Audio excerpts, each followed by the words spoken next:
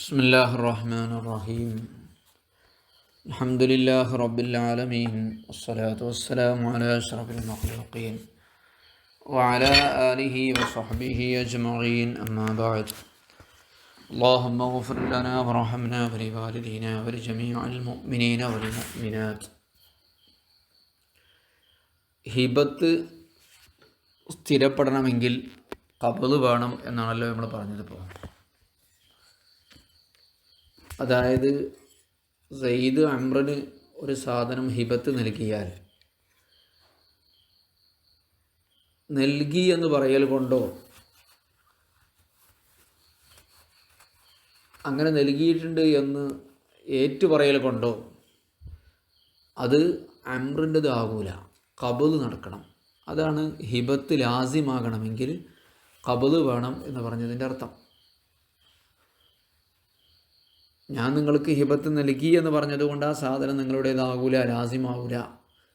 നിങ്ങൾക്കത് ഏൽപ്പിച്ച് തരികയും നിങ്ങളത് വാങ്ങുകയും ചെയ്യണം. അതാണല്ലോ നമ്മൾ പറഞ്ഞത്. അല്ലെങ്കിൽ പിന്നെ ഞാൻ പറയണം, ഞാൻ നിങ്ങൾക്കത് ഹിബത്ത് തന്നു മിൽക്കൻ ലാസിമൻ, ഉറച്ച ഉടമസ്ഥതയായിട്ട്. മിൽക്കാണല്ലോ ലാസിമാകേണ്ടത് എന്ന് പറയുകയാണെങ്കിൽ ഓക്കെ, ഖബള് നടത്തിയിട്ടുണ്ട് എന്നുള്ളത് മനസ്സിലാക്കുക. കാരണം മിൽക്ക് ഉടമസ്ഥത ഉറപ്പാകണമെങ്കിൽ എന്ത് ചെയ്യണം? ഖബള് ചെയ്യിപ്പിക്കണമല്ലോ. അപ്പോൾ ഞാൻ അയാൾക്ക് ലാസ്യമായ മിൽക്കായിട്ട് നൽകിയിട്ടുണ്ട് എന്ന് പറഞ്ഞാൽ ഖബള് നടന്നിട്ടുണ്ട് എന്നാണ് അർത്ഥം. അപ്പോൾ കോടതിയിൽ ഒരാൾ സാക്ഷി പറയാണ് സെയ്ദ് അംറിന് ആ സാധനം ഹിബത്ത് കൊടുത്തിട്ടുണ്ട് എന്ന് പറഞ്ഞാൽ കോടതിയിൽ എന്ത് വരൂല? അത് അയാളെ മിൽക്കിലേക്ക് മാറിയിട്ടുണ്ട് എന്നോ ഖബള് നടന്നിട്ടുണ്ടോ എന്നോ വരില്ല. അതുകൊണ്ട് തന്നെ കോടതിക്ക് സാക്ഷിനോട് പറയേണ്ട ആവശ്യമൊന്നുമില്ല. ഖബള് ഏൽപ്പിച്ചിട്ടുണ്ടോ എന്ന് സാക്ഷിനോട് ചോദിക്കലും നിർബന്ധമല്ല, അത് സാക്ഷി പറയേണ്ടതാണ്. ഖബള് നടന്നിട്ടുണ്ടെങ്കിൽ മാത്രമേ എന്താവുള്ളൂ? മുത്തഹിബിന് ആ സാധനം മിൽക്കാവുള്ളൂ, ഖബളിൽ ഹിബത്ത് സ്വീകരിച്ച വ്യക്തിക്ക്. വഅമ്മൽ ഇഖ്റാറു അവിഷഹാദത്തു ബിമുജറദിൽ ഹിബത്തി, ഹിബത്ത് നൽകിയിട്ടുണ്ട് എന്ന് മാത്രം ഒരാൾ സമ്മതിച്ച് പറഞ്ഞാലോ കോടതിയിൽ സാക്ഷി പറഞ്ഞാലോ അതുകൊണ്ട് എന്ത് വരില്ല?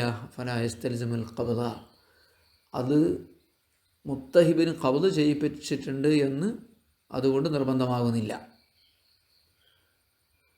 നാം പക്ഷേ യക്ഫി അൻഹു ഖൗൽ വാഹിബി, അതിന് പകരം വാഹിബ് പറഞ്ഞാൽ മതിയാകും.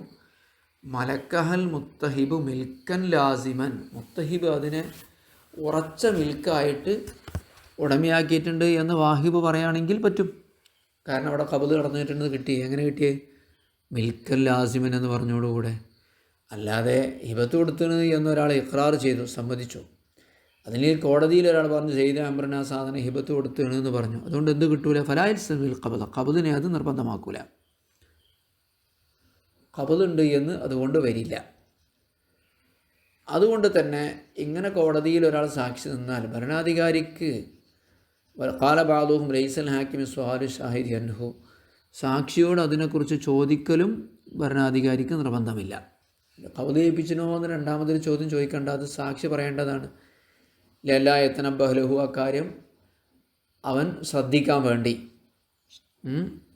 ആ കാര്യത്തിലേക്ക് അവൻ്റെ ശ്രദ്ധ പോവാതിരിക്കാൻ വേണ്ടി.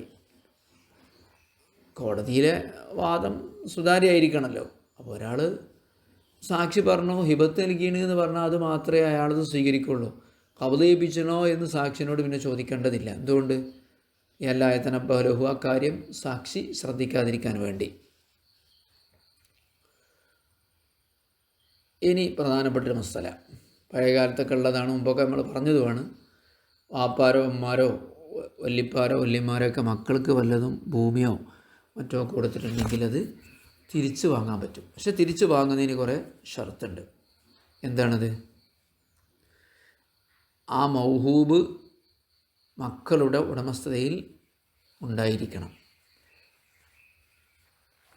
അത് നശിച്ചു പോയിട്ടുണ്ടെങ്കിൽ, അതല്ലെങ്കിൽ മക്കളത് വിറ്റുപോയിട്ടുണ്ടെങ്കിൽ, അല്ലെങ്കിൽ മക്കൾ മറ്റെന്തെങ്കിലും അത്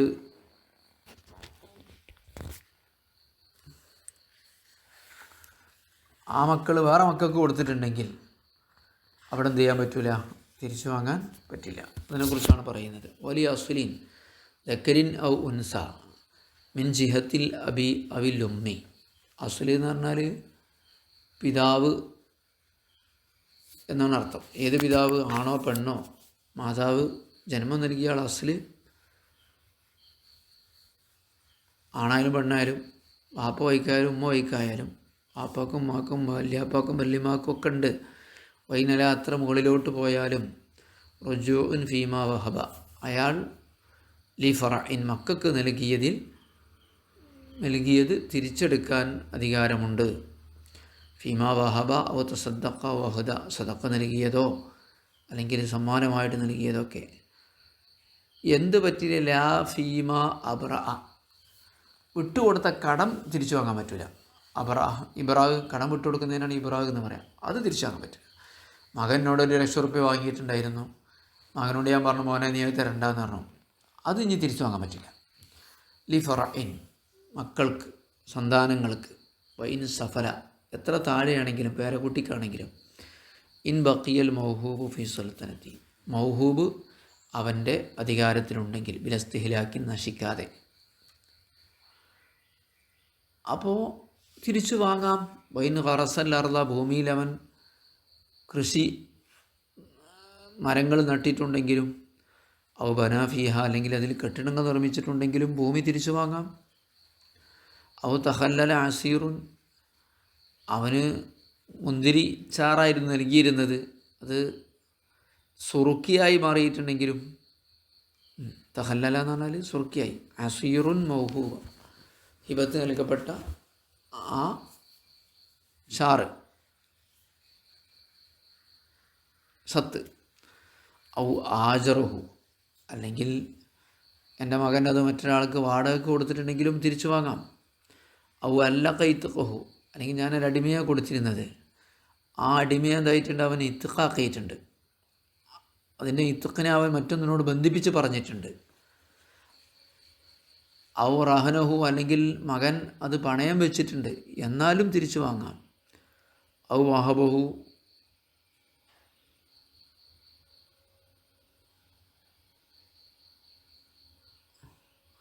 അല്ലെങ്കിൽ ആ മകൻ അത് മറ്റൊരാൾക്ക് വെറുതെ നൽകിയിട്ടുണ്ട്, പക്ഷേ വെറുതെ നൽകിയാലും ബിലാ കബദും ഫീഹിമ, കബദ് ഏൽപ്പിച്ചിട്ടില്ല. നമ്മൾ പറഞ്ഞല്ലോ, ഒരാൾക്ക് ഹിബത്ത് കൊടുത്താൽ അത് അയാളെ ഉടമസ്ഥയിലേക്ക് മാറണമെങ്കിൽ എന്ത് ചെയ്യണം, കബദ് ചെയ്യിപ്പിക്കണം. അപ്പം മകന് ഞാൻ കൊടുത്ത സാധനം മകൻ എന്തായിട്ടുണ്ട്, വേറൊരാൾക്ക് ഹിബത്തായി കൊടുത്തിട്ടുണ്ട്, പക്ഷെ അത് കബദ് ഏൽപ്പിച്ചിട്ടില്ല, അപ്പോഴും എനിക്ക് തിരിച്ചു വാങ്ങാം. അല്ലെങ്കിൽ പണയം വെച്ചിട്ടുണ്ട്, പണയം ഏൽപ്പിച്ചു കൊടുത്തിട്ടില്ല, ബിലാ കബദ് ഫീഹ, ഏൽപ്പിച്ചു കൊടുക്കൽ നടന്നിട്ടില്ലാത്ത ഹിബത്താണെങ്കിലും പണയം വെക്കലാണെങ്കിലും മക്കളിൽ നിന്ന് തിരിച്ചു വാങ്ങാം. എന്തുകൊണ്ട്, ലിബഖായിഹി ഫീ സുൽത്തനി, അത് അവൻ്റെ അധികാരത്തിൽ തന്നെ നിലനിൽക്കുന്നുണ്ടല്ലോ. ഹിബത്ത് ഏൽപ്പിച്ചു കൊടുത്താലല്ലേ അവൻ്റെ സൽത്തനത്തിൽ നിന്ന് നഷ്ടപ്പെടുള്ളൂ, അധികാരത്തിൽ നിന്ന്. അപ്പോൾ ഫലാ റുജുവ, തിരിച്ചു വാങ്ങാൻ പറ്റില്ല. ഇൻസാല മിൽക്കുഹു, മക്കളുടെ ഉടമസ്ഥത നീങ്ങിയിട്ടുണ്ടെങ്കിൽ, ഹിബത്തിൻ മക്കളത് ഹിബത്ത് നൽകി കബദിൻ, കബദ് ചെയ്യിപ്പിക്കലോടുകൂടെ,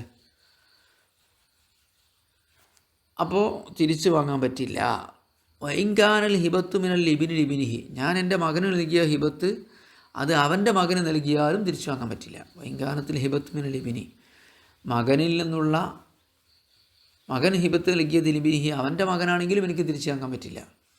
ഔലി അഖീഹി മിൻ അബീഹി, അല്ലെങ്കിൽ അവൻ്റെ പിതാവിൽ നിന്നുള്ള അവൻ്റെ സഹോദരനാണ് ഹിബത്ത് നൽകിയതെങ്കിലും തിരിച്ചു വാങ്ങാൻ പറ്റില്ല.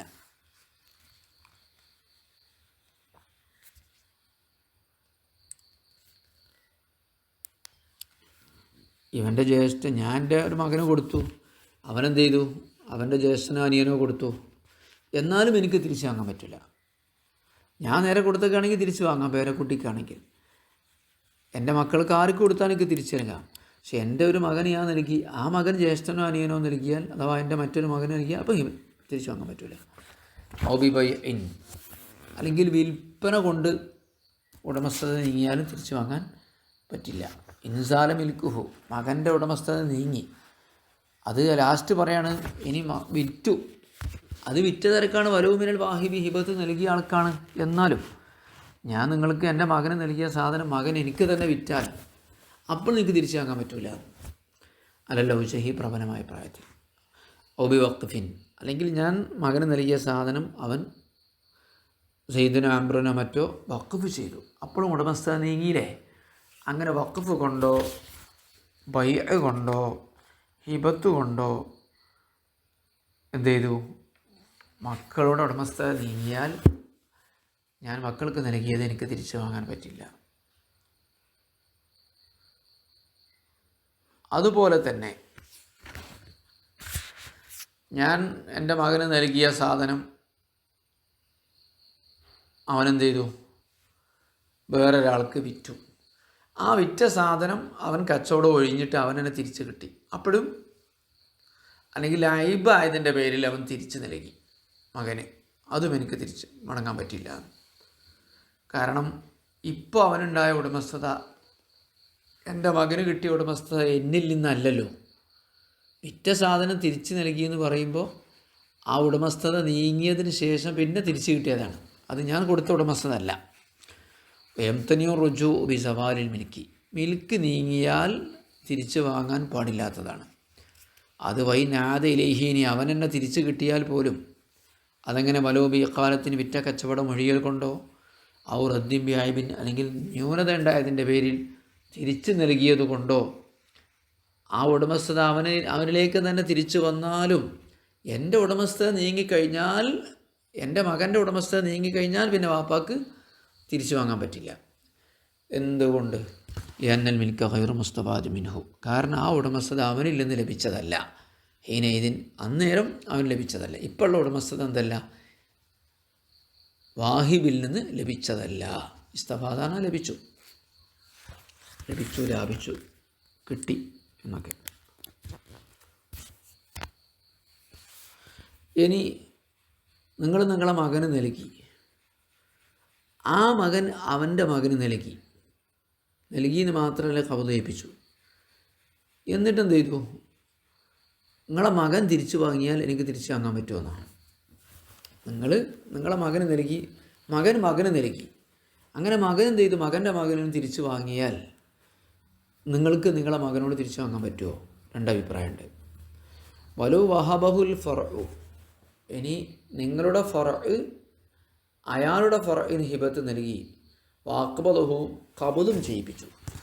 സുമ്മ റജഅഫി, പിന്നീട് എന്ത് ചെയ്തു, അവൻ തിരിച്ചു വാങ്ങിയാൽ, ആര്, മകൻ, ഫറഅ് എന്ന് പറഞ്ഞ മകൻ തിരിച്ചു വാങ്ങിയാൽ ഫഫീ റുജൂഇൽ അബി, അവനോട് വാപ്പാക്ക് തിരിച്ചു വാങ്ങാൻ പറ്റുമോ ഇല്ലേ എന്നതിൽ വജ്ഹാനി, രണ്ടഭിപ്രായമുണ്ട്. വലോ ബഹബഹൽ ഫറഉ ലി ഫറഇ, ഫറഇന് ഹിബത്ത് നൽകി വാഖബദഹു, അതിനെ ഏൽപ്പിച്ചു കൊടുക്കുകയും ചെയ്തു. സുമ്മ റജഅഫിഹി, പിന്നെന്ത് ചെയ്തു, ഫറഇൽ നിന്ന് തിരിച്ചു വാങ്ങിയാൽ ഫഫീ റുജൂഇൽ അബി വജ്ഹാനി, വാപ്പാക്ക് തിരിച്ചു വാങ്ങാൻ പറ്റുമോ എന്നുള്ള രണ്ടഭിപ്രായം. വല്ലൗജഹു മിൻഹുമ ആദം റുജൂഇ, മടങ്ങാൻ പറ്റില്ല എന്നുള്ളതാണ് പ്രബലമായ അഭിപ്രായം. സവാല് മിൽക്ക് നീങ്ങി, സുമ്മ ഔദിഹി, പിന്നെ മടങ്ങിയതാണ്. ഉടമസ്ഥത നീങ്ങി പിന്നെ മടങ്ങി വന്നാൽ തിരിച്ചു വാങ്ങാൻ പറ്റൂല എന്നല്ലേ നമ്മൾ നേരത്തെ പറഞ്ഞത്. ഇനി നിങ്ങൾ മകന് നൽകിയ ഒരു സമ്മാനം, ഒരു വാച്ചായിക്കോട്ടെ, ആ വാച്ചിനോട് ലാസിമായ വല്ല ഹക്കും ബന്ധിച്ചാലും നിങ്ങൾക്ക് മകനോട് തിരിച്ചു വാങ്ങാൻ പറ്റില്ല. ഉദാഹരണം, നിങ്ങൾ മകന് നൽകിയ വാച്ച് അവൻ മറ്റൊരാളത്ത് പണയം വെച്ചു എന്ന് മാത്രമല്ല പണയമായിട്ട് ഏൽപ്പിച്ചു കൊടുക്കുകയും ചെയ്തു. അപ്പോൾ പിന്നെ പണയമായിട്ട് വെച്ച ആ സാധനം നിങ്ങൾക്ക് എന്ത് ചെയ്യാൻ പറ്റില്ല, തിരിച്ചു വാങ്ങാൻ പറ്റില്ല. കാരണം അത് പണയത്തിലാണ്. അതിനോട് ലാസിമായ ഉറച്ച ഒരു സ്ഥിരമായ ഹക്ക് അതിനോട് എന്തായിട്ടുണ്ട്, ബന്ധിച്ചിട്ടുണ്ട്. ജായിസായ ഹക്കല്ല, പിന്മാറാൻ പറ്റാത്ത ഹക്ക്. കാരണം കടത്തിന് പകരമാണല്ലോ പണയം വെച്ചത്. അപ്പോൾ ഒരു ഉറച്ച ബാധ്യത, ഒരു ഉറപ്പുള്ള ബാധ്യത എന്തായിട്ടുണ്ട്, അതിനോട് ബന്ധിച്ചിട്ടുണ്ട്. വയംതനി ആയതിന് തഹല്ലഖ ബിഹി ഹഖുൽ ലാസിം, വാപ്പാക്ക് മക്കളിൽ തിരിച്ചു വാങ്ങാൻ പറ്റില്ല. ആ സ്വത്തിനോട് ഒരു ഉറച്ച ബാധ്യത, നീങ്ങാത്ത ബാധ്യത അതിനോട് ബന്ധിച്ചിട്ടുണ്ടെങ്കിൽ, ഖാൻ റാഹനഹു, മക്കൾ അതിനെ പണയം വെച്ചു. പക്ഷേ ഐരിയസിന് വാപ്പാരന്മാരെ അല്ലാത്തൊരു കിട്ടോ, നൽകിയ ആൾക്ക് പണയം വെച്ചാൽ പറ്റില്ല. നൽകിയ അസുലല്ലാത്ത വേറെ പുറത്തുള്ള ആൾക്കാരെങ്കിലുമൊക്കെ പണയം വെച്ചു. വാക്വതവ് ഏൽപ്പിച്ചു കൊടുക്കുകയും ചെയ്തു. വലം യംഫക്ക, അങ്ങനെ പണയ സാധനം എന്തായില്ല, അവൻ എടുക്കുകയും ചെയ്തിട്ടില്ല. കടം വീട്ടുമ്പോഴല്ലേ പണയം എന്ന് രക്ഷപ്പെടുള്ളൂ. അല്ല എംഫക്ക അത് പണയത്തിൽ നിന്ന് എടുത്തിട്ടില്ല. എംഫക്കാറിന അഴിഞ്ഞു എന്നാണ് അർത്ഥം. അത് പണയത്തിൽ നിന്ന് അതെന്തായില്ല, മോചിതമായിട്ടും ഇല്ലെങ്കിൽ അപ്പോഴും തിരിച്ചു വാങ്ങാൻ പറ്റില്ല. ഒക്കതായി ഇസ്തഹ്ലക്ക പണയ സാധനം മറ്റൊന്നിലായി നശിച്ചാലും പണയം വാങ്ങാൻ പറ്റില്ല. ഉദാഹരണം, മുട്ടയായിരുന്നു മക്കൾക്ക് ഹദിയ സ്വതക്ക കൊടുത്തിരുന്നത്. ആ മുട്ട വിരിഞ്ഞ് മക്കളായി, അപ്പോൾ ഇനി ഇസ്തഹ്ലക്ക എന്ന് പറയാം. അത് നശിച്ചാലും തഫറഹൽ ബൈദു ഹിബത്ത് നൽകിയ മുട്ട വിരിയും പോലെ. തഫറഹ എന്ന് പറഞ്ഞാൽ വിരിഞ്ഞു എന്നാണ്. കുട്ടികളൊക്കെ പിരിയുന്നതിന് തഫറഹ എന്ന് പറയാം. ഫറൂഖ് എന്ന് പറഞ്ഞാൽ കുഞ്ഞുങ്ങളൊക്കെ പറയാം. കുഞ്ഞുങ്ങളുണ്ടാവില്ല, ചെറിയ കോഴിക്കുഞ്ഞുങ്ങൾക്കൊക്കെ ഫറൂഖ് എന്ന് പറയും. ഔ നബത്തൽ ഹബ്ബു അല്ലെങ്കിൽ ഹിബത്തായിട്ട് നൽകിയ ധാന്യം മുളച്ചു. മാങ്ങയുടെ അണ്ടിയായിരുന്നു നൽകിയിരുന്നത്, അത് കുഴിച്ചിട്ടിട്ട് മുളച്ചു, തിരിച്ചു വെക്കാൻ പറ്റില്ല. ലിയന്നൽ മൗഹൂബ സാറ മുസ്തഹലക്കൻ, കാരണം ഹിബത്ത് നൽകപ്പെട്ട വസ്തു അത് നശിച്ചു പോയിട്ടുണ്ട്, അത് മറ്റ് സാധനമായി മാറി. എങ്ങനെയാണ് മടക്കി വാങ്ങേണ്ടത് എന്നാണ് പറയുന്നത്. ഞാൻ തിരിച്ചു വാങ്ങി എന്ന് പറഞ്ഞാൽ മതി, ഞാൻ തിരിച്ചു വാങ്ങിയിരിക്കും എന്ന് പറഞ്ഞാൽ മതി. ഞാൻ നിങ്ങൾക്ക് നൽകിയ സാധനം എങ്ങനെ തിരിച്ചു വാങ്ങലേ, ഞാൻ തൊള്ളോട് പറയണം ഞാൻ തിരിച്ചു വാങ്ങി. അല്ലാതെ നിങ്ങൾക്ക് നൽകിയ സാധനം, മകന് നൽകിയ സാധനം ഞാൻ പുറത്ത് വേറെ ആൾക്ക് വിറ്റാടല്ല തിരിച്ചു വാങ്ങലേ. തിരിച്ചു വാങ്ങി എന്ന് പറഞ്ഞതിന് ശേഷമേ വിൽക്കാൻ പറ്റുള്ളൂ. അല്ലാതെ എന്ത് ചെയ്യാൻ പറ്റില്ല, മക്കൾക്ക് കൊടുത്ത് അത് അവരോടൊന്നും പറയാതെ വിൽക്കാൻ പറ്റില്ല.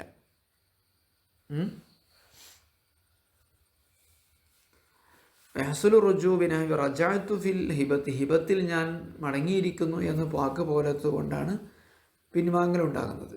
കാരണം അക്കൽ തുഹ, ഹിബത്തിനെ ഞാൻ പൊളിച്ചിരിക്കുന്നു. ഓ അബത്തൽ തുഹ, അത് ഞാൻ അസാധുവാക്കിയിരിക്കുന്നു ഒക്കെ പറഞ്ഞാൽ മതി.